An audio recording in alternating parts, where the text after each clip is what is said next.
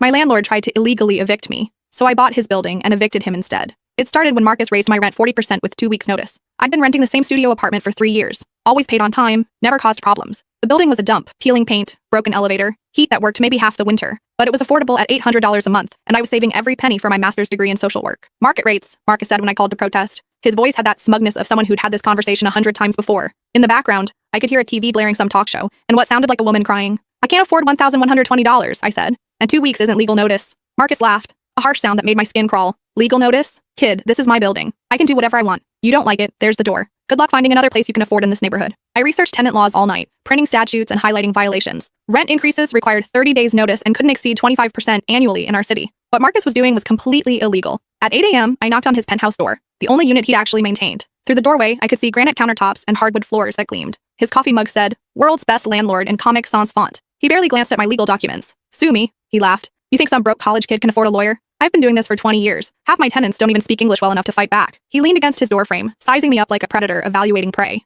"Besides, maybe try the suburbs. I hear there's a lovely trailer park about an hour away." That's when I realized this wasn't just about me. I started talking to other tenants. Mrs. Chen, an elderly woman on the second floor, showed me notices demanding she pay $800 in cleaning fees or face eviction. Her English was limited, but her fear was universal. She'd been living there for 8 years, never missed a payment. The Ramirez family had been charged $1,200 for excessive utilities when their toddler got sick, and they ran a humidifier for 2 weeks. They couldn't afford the fee, so Marcus had filed eviction papers. "He says we use too much electricity," Maria Ramirez explained, bouncing her feverish daughter. "But the baby, she needs the machine to breathe properly." I knocked on every door in the building. 24 units, 18 different horror stories. Marcus was systematically targeting vulnerable tenants, gambling they wouldn't know their rights or couldn't afford to fight back. The pattern was always the same: impossible demands, illegal fees, threats made to tenants who barely understood their rights. Anyone who pushed back got evicted for lease violations that didn't exist. The breaking point came on a Tuesday morning when I saw Marcus screaming at Mrs. Chen in the hallway, demanding she sign papers she couldn't read. "Just sign here, Grandma," he said, shoving a pen at her shaking hands. "Makes everything easier. No lawyers, no courts, no trouble for anybody." Mrs. Chen was crying, repeating, I pay rent," in broken English.